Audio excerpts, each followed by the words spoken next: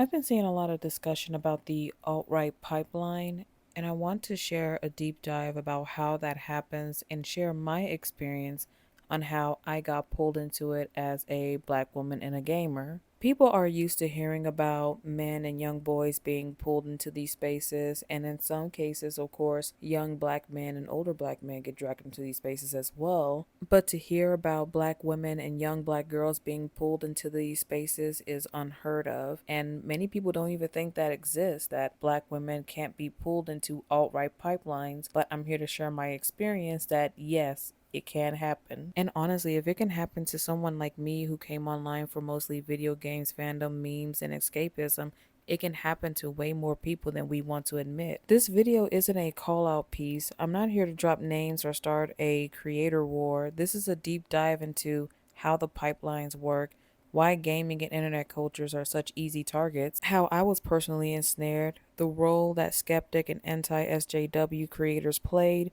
how conservatives and MAGA spaces pulled on my faith, and I'm also going to mention how my faith pulled me out of that toxic space. So get comfortable, grab a snack, or open your game in the background. We're going in. First, when I say alt-right pipeline, I'm not talking about a secret Discord server where people sign up to be evil. I'm talking about a slow online radicalization process. So why is this so common in gaming and internet culture? Think about the type of people who end up in these spaces. Kids and teens who feel like outsiders, people who don't fit in at school or at work or even in society, folks who want to escape into games, fandoms, and even communities because real life is stressful, lonely, or just boring. Gaming communities can feel like home. We get our jokes, our references, our memes, our language. We stay up late, we argue about builds, endings, ships, meta trophies, everything. So this usually starts off with a creator talking about a video game, anime, TV show, or movie that you like, and they seem very knowledgeable because they're charismatic and funny. And as you dig deeper into these creators, you'll see drama content about the studios, devs, and writers, and a constant stream of takes about everything, and you end up with a place where commentary is king. The problem is, commentary can very easily slide from this game's writing is mid into the game fell because of woke garbage and libs. And once your brain gets used to that framing, woke equals bad, libs equal enemy, empathy equals cringe, you're very, very primed for the next step of the pipeline. For me, it didn't start with politics at all. It started with gaming YouTubers, playthroughs, funny edits, drama in the gaming community, critiques of games I loved or was curious about. From there, YouTube started recommending other commentary channels. Some of them talked about crazy news stories, celebrity scandals, streamers doing wild stuff, and eventually the black community. And I want to explain why this got such a grip on me. Now, I'm not going to name this content creator, but they were also black. Now, the content, commentary, and critique of the black community came off very harsh, but they were under the guise of I'm trying to help rebuild the black community into something greater. And as they were going on and on about the dysfunctions of the black community, it hit a place I already felt distant from my own people. Growing up, I was just this quiet loner girl that just loves video games and to draw. I kept to myself, I was isolated, it was hard for me to make friends, and to top it off, I was bullied relentlessly and was teased for acting white for some reason. Now, this creator sounded very knowledgeable about the community itself and was speaking from experience, so I thought I could trust him when it came to these opinions and talking points. Now that I'm older, I can see that I was wrong for putting my trust in them, but to be clear, I never went into self-hatred. And no, I'm not mocking black people who went down that self-loathing route. That's just not something that I went through personally. For me, these videos deepen a distance that was already there. They make you feel as if, yeah, see, this is what's wrong with them. I'm not like the rest. And the mindset, I'm not like the rest, is something I'll come back to because it's one trap that keeps people stuck. Before I fully got into conservative or MAGA content, there was this whole skeptic and anti-SJW wave on YouTube. These were creators who called themselves skeptics or who said that they were centralists, liberals, or above politics, often either non-religious, atheists, whatever you may call it, and built their channels mocking feminism, SJW religion, and cringe. And they usually position themselves as the rational ones. oh, we just care about facts and logic. We're not right or left. We're just calling out nonsense. But in practice, a lot of their content focused heavily on dunking on marginalized people, normalizing cruelty as entertainment, and pointed their audience towards increasingly extreme channels through collabs, shoutouts, and recommendations. Whether they want to admit it or not, many of these skeptics' anti-SJW channels became a bridge. They may still claim, I'm not alt-right, I never told anyone to be racist, and technically that might be true, but they absolutely helped build the road people walk down. And the algorithm loved it because outrage and mockery gets clicked. So a lot of people, including me, didn't jump straight into overt extremism. We came in through jokes, debates, and skeptic content. From there, the content started overlapping more with conservative talking points. The media is lying, liberals are destroying everything, wokeness is killing gaming, movies, and culture, real Christians vote this way. Even though some of the earlier creators weren't Christians at all, they would praise Christian conservatives for being based, platform right wing commentators, attack anything seen as progressive or inclusive. And that's how I and many others have been exposed to more of these toxic creators. And along the way, I've also seen black conservative creators too. And seeing them talk about faith, family values, responsibility, and politics from the right made me think maybe this is where I belong. Maybe these are the people who really respect God and truth. Over time, that led me into MAGA and Trump adjacent content, not because I woke up one morning and decided to stand a politician, but because the pipeline pulled me there.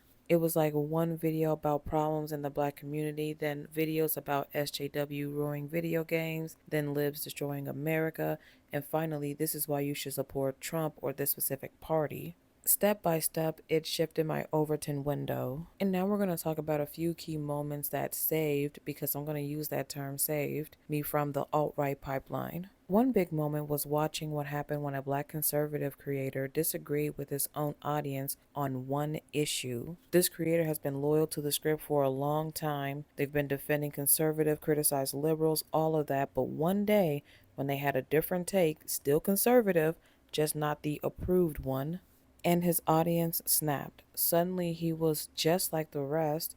They questioned his intelligence, they attacked him, they basically revoked his good black person pass off one disagreement. And I realized they didn't love him as a person, they loved him as a tool as long as he stayed on script. That made me ask myself, if they treat him like that, what do they really think of people like me? Now let's bring it back to gaming, because this is where a lot of us felt it the most. In these anti-woke and alt-right adjacent spaces, people don't share opinions about games. They police what you're even allowed to try. A game has a woman protagonist, woke. A game has LGBTQ characters or themes, woke trash. A game has more diverse cast than a 1995 action movie, forced agenda. Suddenly, any criticism or praise is filtered through, is it woke or not? They'll say a game failed purely because of wokeness, even when the actual issues were bugs, pacing, marketing, or writing. Meanwhile, they spam negative reviews, brigade forums, and review bomb games and shows just to tank the scores and punish the devs or studios. We've literally seen this with games like The Last of Us Part 2, where user scores on sites like Metacritic were bombed with 0 out of 10 reviews at launch. Same with Assassin's Creed Shadows and many others. And here's the wild part. If one of these anti-woke grifters ever make a video saying, hey, this so-called woke game is actually pretty good, their own audience often turn on them. Because for years they've helped brainwash that audience into thinking woke equals automatically bad, any diversity is an attack, enjoying that content makes you a traitor. These are their thought patterns, so now if they even try to be nuanced, they get punished. Meanwhile, I'm over here like I should be free to play and enjoy whatever game I want and form my own opinion. If I want to play Dragon Age the Veilguard, that's my choice. If I enjoy Mass Effect Andromeda, I can acknowledge that the animations were clunky at launch and the story pacing was messy without pretending the problem was wokeness. Same with The Last of Us 2, Ghost of Yotei, Assassin's Creed Shadows, Saints Row, and so on. I can like parts of them, dislike parts, and talk about real pros and cons like gameplay, story, performance, and design choices. But in those spaces, real criticism gets drowned out by woman main character equals woke, black or any person of color or queer characters equal woke, bad equal woke, good equal anti-woke. That's not critique, that's a reflex. And when someone creates a thoughtful video breaking down an actual reason why a game failed, like mismanagement, rush production, or bad leadership, their comment section gets flooded with people screaming woke, woke, woke, like they didn't watch the video at all. Another thing that really started to turn my stomach was the language in these spaces. You'll notice how often creators and their fans throw around words like, and excuse my language, but libs, libtards, cucks, cuckolds, NPCs, sheeps, and shills. And half of the time, nobody in these stories even explicitly mention politics, but somehow they'll always say, of course, the libs are behind this. A dev makes a design choice, a writer creates a character, a studio hires someone, and suddenly it's these liberal clowns, these woke morons, these cucks ruining everything. At this point, those videos are nothing more than just rage bait, and plenty of these creators admit to rage baiting people, and people are still consuming this content, purposely getting riled up. For what? What's the point and purpose of being riled up just to be angry and hateful all the time? Like, these contents are nothing but rage bait materials, and the only people falling for it are their own audience. Going back and watching some of those videos now that I've grown out of it, I just cringe, not only at the language, but at the fact that a lot of these creators are my age or older, grown adults, still making content like high school bullies with better microphones. And it's even sadder when you realize their audience are often kids and teenagers, people who are way too young to fully understand the world, getting shaped by all that anger and contempt. Now, I want to say something that might sting a bit, but it's true. Not everyone who helped people slide down this pipeline is a cartoon villain. Some people in the gaming and content creator space unknowingly or immaturely open that door. Like when you make edgy materials trying to get a laugh or get a reaction out of people, or to mention, tag in, or bring in a figure associated with the alt right. But let's be honest, you can't constantly feed your audience a diet of contempt and shock and then act surprised when they wander into more extreme kitchens.